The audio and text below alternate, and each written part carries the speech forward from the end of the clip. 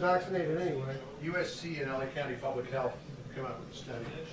They found that there are 7,000 cases in California, but they really believe that there are anywhere from 221,000 to 442,000 people who were infected. Really? Yeah.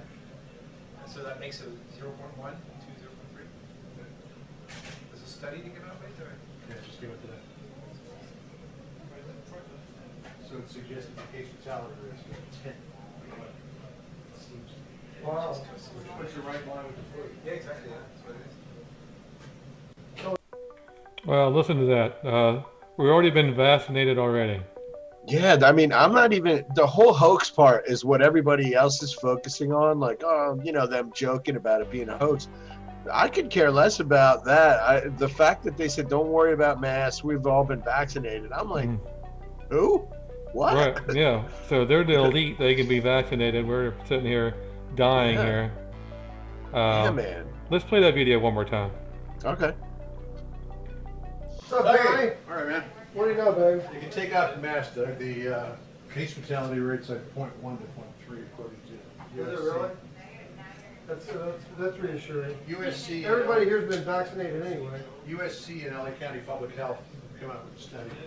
They found that there are 7,000 cases in California, but they really believe that there are anywhere from 221,000 to 442,000 people who were infected. Really? Yeah. So that makes it 0.1 to 0.3? There's a study to give out right there? Yeah, just came out today. Oh, there we go. So we've already been vaccinated already. The mortality rate is lower than they thought. Yeah, weird. Very, very weird. I mean, I would love to be a hot mic in those briefings before everything gets going. It seems like there's two shows going on. There is, yeah. The truth before the show, and then Right. what really is going on with the fake news. Yeah, the fake news BS spin that everybody else gets. And I mean, you know, well, depending on what news outlet you watch, you can always come here to the Bill Mason show. Whether YouTube agrees with us or not, we'll try to put the right spin on it for you. Right. Yeah, I mean, our video that had a lot of views were taking off because they said we were impersonating somebody. Yeah, weird. But Yeah. whatever we excuse impersonating they Bill need. Mason. Yeah. So we'll see where that goes. Right. But, Yeah, we appealed that, but so we'll see what happens. So I mean, there are 30 different vaccinations that are being trials on. I mean, how the reporters get that before we do, I don't know. I can't imagine that it would be something that they would willingly take unless they knew it was the real deal. You know, I seriously doubt CNN reporters are going to take a vaccine that's a trial. Right. You know, I would do the same thing. I would tell a senator, like, yeah, you take it first. I'll watch you. Mm-hmm. You know? Well, I mean, they would need to save those vaccines for people who are, you know, on death's door. Well, no. Apparently, it goes to the elite first. I guess so. Wow. Yeah. Yeah, that makes sense. So let's take a look at the deaths today. Yeah. April 21st. You see, today it's going to reach 3,000 today. Yeah, it looks that way. And we're probably going to be over 1 million cases. They were just talking about how the testing is being ramped up pretty much all across the 50 states. It's no resistance anymore. You can just go if you feel like queasy or you have a headache. They'll still test you now. They don't care. Not like when I had the cough, they wouldn't test me. Right. But now apparently you can say, I got in an Uber and I feel sick, and they'll test you. Well, that's good. I mean, I think test is good, but look, we had 4 million tests, and then the media was complaining because we don't test. And look at all these other countries. Yeah. I mean, the closest one is Russia with 2 million tests. We're 2 million tests ahead of them. And China, of course, not telling us how many people they test at all. I don't think they lies. It is. It's all a bunch of lies. Yeah. But unbelievable. And so there we go. Let's take a look at the states. Of course, New York's number one, 764 people dead. Yeah, man. 250,000 cases. Yeah. They'll reach 20,000 by tomorrow. Dead. Yeah. Easily. So, I mean, so there we are. So again, we have about, there was 30 different trials they're doing for the vaccine. See which one comes out the best.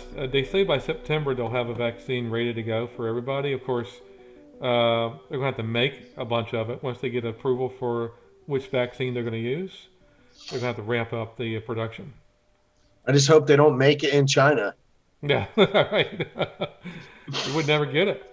Yeah, and I hope we learned our lesson, you know, with just the amount of faulty medical equipment they've been shipping out and terrible masks and terrible gowns. I hope that there is no way they get a hold of the production rights to this vaccine. Right, I agree. So, I mean, a lot going on, you know, with the virus, and then we have financial part of it. You know, like the oil just plummeted. Yeah, it's in the negative. I couldn't believe it until I guess the quarantine effect, man, is a big deal because with less people driving, less flights, they said the airline industry alone they call it the big sipper. So the airline industry alone is like 1 million gallons per hour. I mean, that's crazy. That's a lot of oil, man. A lot of oil. So they have been cutting. I don't even know what the numbers are. I'm not going to say that because then I'll be accused of giving false information. But I know the airlines are down because I'm close to Philadelphia Airport and I can go outside and not see any planes in the air, which is uncommon for Philadelphia Airport. So I know the numbers are down. Well, I hadn't filled up for 3 weeks. I mean, it's still full, pretty much. Yeah. I text my sister and she goes, she hadn't filled up in a year. Of course, she has an electric car, so Tesla. So. Yeah. She's trying to get me on that one. Yeah. But anyway, so let's take a look at this video about the oil. What's going on? Okay. Okay. U.S. crude futures turned negative for the first time in history because of a collapse in oil demand as the coronavirus pandemic continues to derail the global economy. Producers ran out of space to store the oversupply of oil. As a result, the price of U.S. crude oil crashed from $18 a barrel to negative $38, forcing producers to pay buyers to take the barrels they cannot store. There we go. And one more thing before we move on, Trump used this dip in the price to refill the nation's oil stores. So, you know, we had to dip into them a few times to help with the pricing back when, you know, it was up over $3.50 at one point. And Trump has now refilled at next to nothing. I mean, he's just a genius businessman, not letting you know, the coronavirus sidetrack him enough to where he's not paying attention, going, oh wow, oil's that low, let's buy it. You know, it's a buy right now. Yeah, they're going to pay us to take it. Exactly, they're going to pay us to take it. So let's refill every single, you know, store that we have, and that's what he did. Right. You know, I'm glad that he's able to stay focused on the job. And you think about how this virus, how much of his briefing, how much of his day does the virus take up? And then they're still like, yeah, we're worrying about, you know, Kim Jong-un, and we're worrying about what happens when Saudi Arabia's economy fails because the oil futures are so terrible. Right. You know, I can't imagine the guy only sleeps like 4 hours a night. He's probably down to 1 at this point. Yeah. I mean, it's good for the consumer. The price is going to be so low, but it's bad for the companies because a lot of companies are going to go bankrupt. Yeah, it's bad for even those guys. Like they showed those guys working in the oil fields in Texas and Oklahoma and all those places. They're not working either. They're telling them stop pumping. Right. You know, so it's definitely an effect that we're gonna feel for a while. Right. I mean, right now it's nice. I'm filling up for under $20, so I mean it's pretty good. Right. Yeah, I mean, Russia's going to be hurt. Saudi Arabia's going to be hurt. Of course, they're not going to sell their oil at minus, but they're going to sell their oil at dirt cheap prices. Yeah, and they're going to have to because their economies are built on oil. I mean, they, you know, nobody's buying Russian automobiles or Saudi Arabian pickup trucks. I mean, they don't have anything else to sell. Right, that's true. So let's talk about Nancy Pelosi. Looks like they passed the stimulus package today. Yeah, I I can't wait to print that one out and read it and see how much pork was thrown in that I bet thing there's a lot of too. stuff in there, yes. Oh my But God. I mean, she was laughing a few days ago about, I'm not going to go with that bill. I'm not going to go help those people right now. Oh, she's unaffected. She is. She is. We do have a video of that. Just take a look, okay? Yeah. We turn now to that $350 billion fund to help small businesses and its workers get through the shutdown. It will be up to Congress to restock it. But Democrats blocking that move this morning. They asked for $250 billion in 48 hours. I said, well, I don't think so. They objected, and I congratulate the Senate Democrats. Speaker Pelosi, what are you going to share with us from your home? Chocolate candy. Thousands have been forced to wait for hours at food banks all across the country. This is chocolate, and then we have some other chocolate here. We just got it restocked with the ice cream. You don't want to eat up everything all at one time. I can't do it much longer. I'm trying so hard. We were, shall we say, enjoying. Having to admit that, we're starving, and I like it better than anything else. Taping this segment, there are 22 million people out of work. This specific program is about stopping job losses today. This is hurting people bad. Other people in our family go for some other flavors, but right now it's survival move. You don't know where that next something else is going to come from. I don't know what I would have done if ice cream were not invented. I just wonder. Oh my God. Well, unbelievable. People going to food banks and she's laughing about her ice cream. Yeah, she's got double Sub-Zero fridge loaded. The whole lower drawers loaded with $10 to $12 a pint ice cream. Man. Well, don't forget her chocolates too. Yeah, I mean, unreal how removed they really are, a political ruling class that they have no idea what life is really like. They have no idea what their constituents live like. I mean, I don't think Nancy Pelosi can drive around the city of San Francisco with her eyes open. I would be ashamed at what happened to San Francisco. It's terrible. Yeah, it's terrible. I mean, unbelievable. And this stimulus package, I only hope that it really does go into the hands of people that really are hurting bad. I mean, the small businesses that I know around here, they said by the time they jumped through all the hoops and filled out all the paperwork, that they were like, oh, sorry, that round of money is gone. Yeah, I talked to two business owners here in Florida. One, they applied 3 weeks ago. Yeah. Still haven't got the money yet. They're approved. The money's supposed to be set aside based on the first trough of the LEMP money. Yeah. But still haven't got the money yet. And then another owner said that they applied, but still haven't got the money been approved too as well. It's taken forever.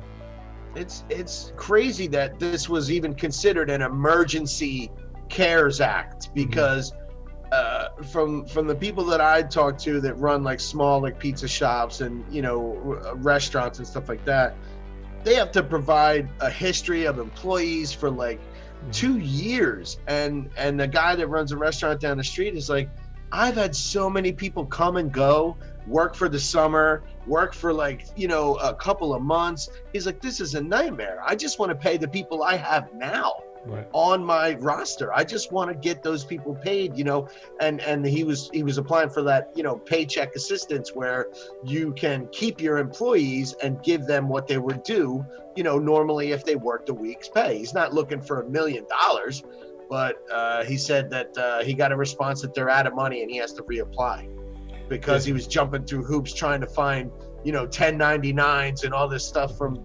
years ago, people that don't even work for him. Right. Crazy. I mean, not only that, people are still looking for their stimulus check too as well. I haven't got that yet. Supposedly somebody here in Florida applied for unemployment. They were supposed to get $600, of course, for the federal up the ante. They only got $255 or whatever it was. Wow. So a lot of confusion, a lot of things going on. Of course, this was put up very fast. So, I mean, we have people going to the food lines. I mean, we had this before, but I'm going to show you one more time. This is a food line in Pittsburgh, but this is played out everywhere in the United States right now. Yeah. So look at that food line.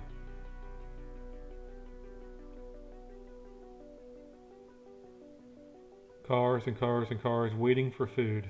Yeah. At a food bank there in Pittsburgh.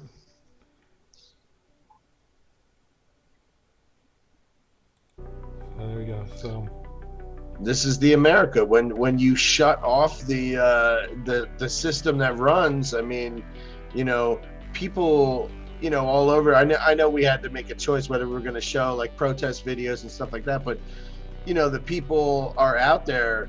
It's pressure from their family. You can't sit there and look at your kids and tell them, oh, don't touch the snacks, don't touch this. It's got to last till, dad gets paid again. Right. I mean, that's the thing. That's why these dads who are like, contractors and bricklayers and stuff are like, what the hell, man? I want to get back to work. I could lay bricks by myself. Right. They just want to put food back on the table. So, hopefully this is going to swing in a direction that America can function and still stay healthy. But you watch how these Democrats, I am going to print out that bill for next show. And I guarantee you that they put a bunch of stupid pork in that bill too. So every time they give to the people, they make sure that they give to their people as well, just like they did last time. Yeah, I agree. So we'll post it online. We can talk about it as we show it. Yeah. So we'll have it next week. What's this deal about Wuhan? Why is it the media doesn't want it to say Chinese or Wuhan virus? Well, they tried to turn a virus into racism, which is shocking to me because every other virus that I know of is named after where it came from. Yeah, Spanish like flu. Yeah, like the German measles and like all these things. Like it's just so you remember where it came from. But now all of a sudden they had nothing to go on, so they're like, let's make it racist if you call it Wuhan or the Chinese virus. And even themselves, when it first came out, I think they had no problem calling it everything from the Chinese virus to the Kung flu. Yeah, but now all of a sudden they don't. So let's take a look at the future, what's going on now as far as what they call it now, and we'll take a look and see what happens what they did before. Here we go. The president referred to the coronavirus as a, quote, foreign virus. That I think was interesting because as I was talking to sources earlier this evening, one of the points that the president wanted to make tonight, wanted to get across to Americans, is that this virus did not start here, but that they're dealing with it. Now, why the president would go as far as to describe it as a foreign virus, that is something we'll also be asking questions about. At least 6 people have died from the Wuhan coronavirus. The Wuhan coronavirus has now surpassed the 2003 SARS outbreak in the number of lives it's claimed. Having to deal with it, the total number of deaths from the Wuhan coronavirus, it's now surpassed the SARS outbreak. There are now 11 confirmed cases of the Wuhan coronavirus. New information about how the Wuhan coronavirus is spread. Okay, why do you keep calling this the Chinese virus? There are reports of dozens of incidents of bias against Chinese Americans in this country. That they are furious with the Chinese government. That's because, just as you said, John, they are now claiming that potentially the U.S. military could be to blame for the Wuhan virus, which originated, as we know, in Wuhan, China. China certainly feels that is what is happening now with people calling it the Wuhan flu or the Wuhan virus or the China virus. This is a virus that came from the territory of China, but came from bats. This is a bat virus, not a China virus. It doesn't speak Chinese. It doesn't target Chinese people. It targets human beings who happen to touch their eyes, nose, or mouth. I would always be skeptical. I think they handled this in the beginning with a great deal of secrecy in China. They forced the initial whistleblower, a doctor, to recant and issue a letter effectively of confession saying that he was spreading illegal rumors, and then he died from the COVID-19, the disease caused by this coronavirus. There we go. So they talk about Wuhan virus before, and now they can't say it. Yeah, it's your classic media flip-flop. It really doesn't matter to them what the truth is. It's just kind of like the talking point. And I know we've touched on Operation Mockingbird, where the CIA gives them the talking points, and you can literally watch the entire nation's morning news and hear the same 10 words repeated over and over again, and then they just shift those words as if, okay, we ran that, now we're gonna flip it and make Trump look bad for calling this a China virus. Right. It's literally using information against like an administration. And it seems like, you know, he said in his press conference, doesn't matter what I do, I could have did it faster, or I should have did it slower, or I should not have did this, or I should not have did that. You know, he realizes it now. Trump knows that he's in the frying pan. You know what I mean? And his choice is to jump out into the fire or stay in the frying pan. So he is literally doing what he's gonna do. I think at this point he's gonna reopen the economy in places where he thinks it's gonna work. And if it blows up in his face, it's gonna blow up in his face regardless, because if anybody else gets sick, it's Trump's fault. If everybody got cured tomorrow, it would be Trump's fault for waiting this long. It doesn't matter. It doesn't matter what it is. So, you know, I honestly can't see a media truthfully portraying this president at any time as say kudos to him, like, wow, this is amazing. Look what we've accomplished, or look what's happened, you know, in the business world, or look at the stock market, or look at anything. Because it doesn't matter. It's always wrong, bad, terrible. Right. Yeah. I mean, you give somebody $1 million and say, "Well, why did you do that for?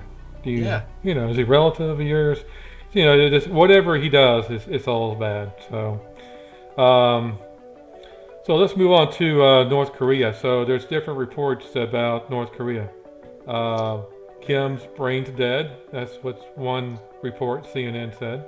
Yeah, he's on life support. Right, and then we have South Korea saying he's not seriously ill, he's okay.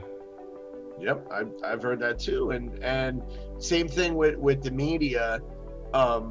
They're trying to turn it into how is Trump going to handle this? Like, first of all, this is something that's happening inside of North Korea, so Trump has to wait to find out what is going on, and they're already on this hot thing where they're like, how are you going to handle it if Kim Jong-un dies? What are you going to do?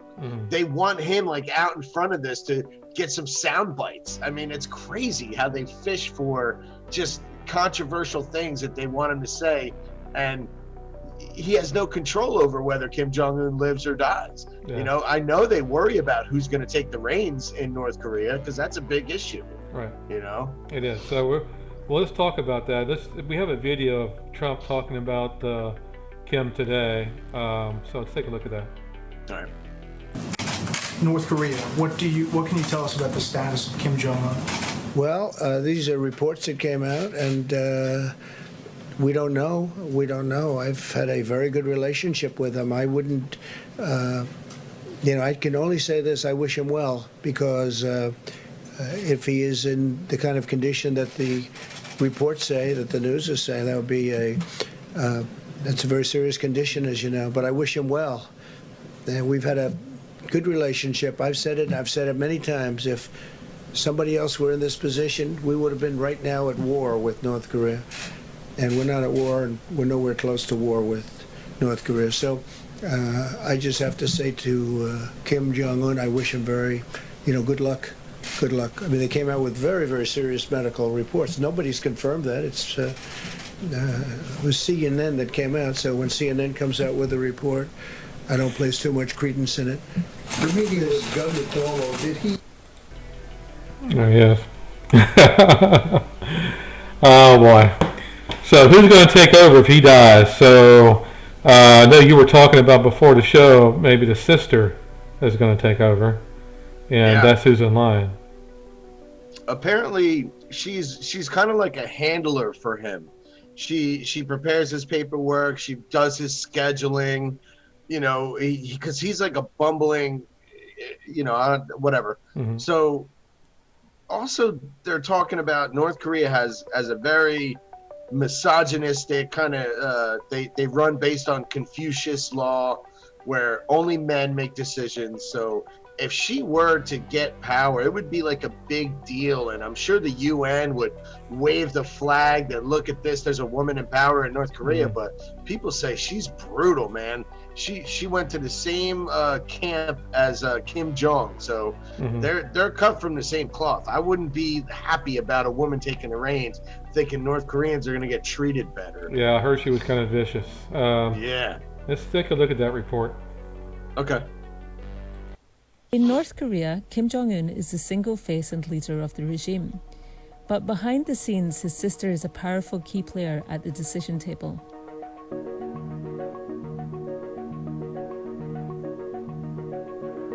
Not much is known officially about Kim Yo Jong. She went to the same school as her brother in Switzerland, but her first recorded public appearance in North Korea wasn't until 2011 at the funeral of their father Kim Jong-il. Personal details about the leader's closest sibling are shrouded in mystery. We don't even know her age, only that she is in her early 30s. There we go.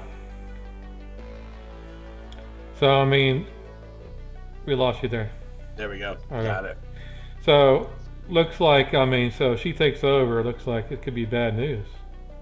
Yeah, I think whoever takes power is bad news, because if they do choose not to stay in the Kim bloodline because there's no other males, then the general, that dude is a crazy, cut people's heads off type of guy. I mean, you really can't get a great leader out of that pool of political pundits or political I want to say royal family, if you want to call them that, in North Korea.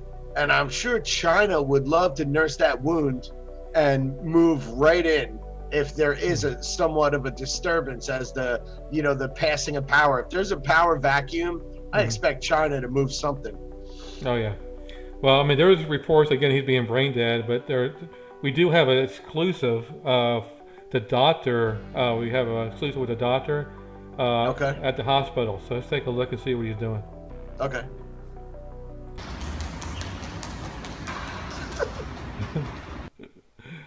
Let's take a look at that again.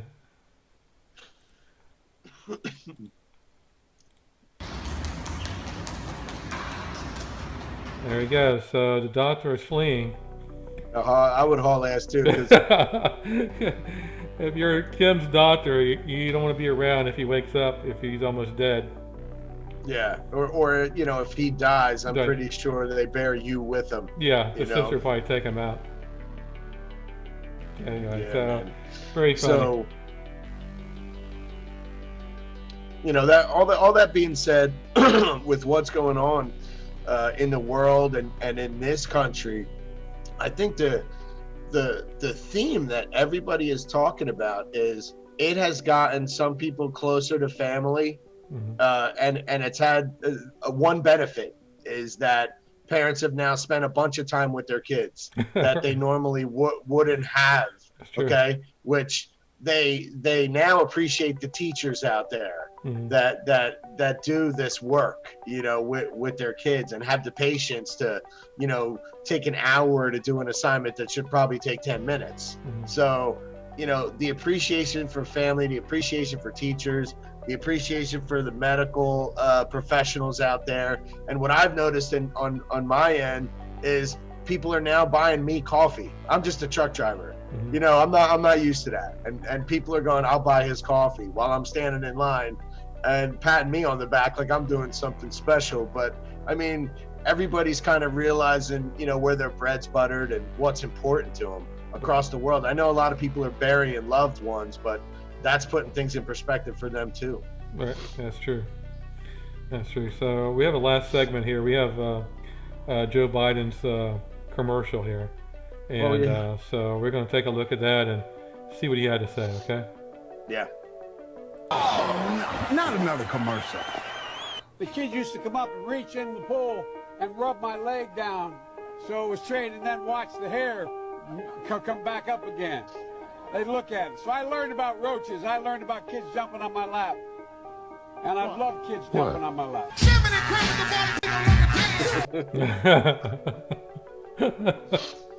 Oh man, I'm sure that's how it goes. Honestly, he's got to be living that down. I know the people that are close to him are probably going, man, I'm so sorry you had to endorse that idiot. You literally had to do it. You waited till everybody else was gone, and he's the only one left, and then you had to come out and do it to be a Democrat. They really will fall on that sword. But hey, you know what? It's going to be great. I'm just hoping that everybody gets healthy enough for there to be an actual debate. I don't care if it's online. I want a debate between Biden and Trump. I want that really bad. I can't wait. So, yeah, that's gonna be great. I can't wait for that. Mhm. And I hope I know they're gonna find ways to try to make that not happen. But believe me, America wants that. Right. Well, there's rumors now it's going to be a Michelle Obama's vice president nominee.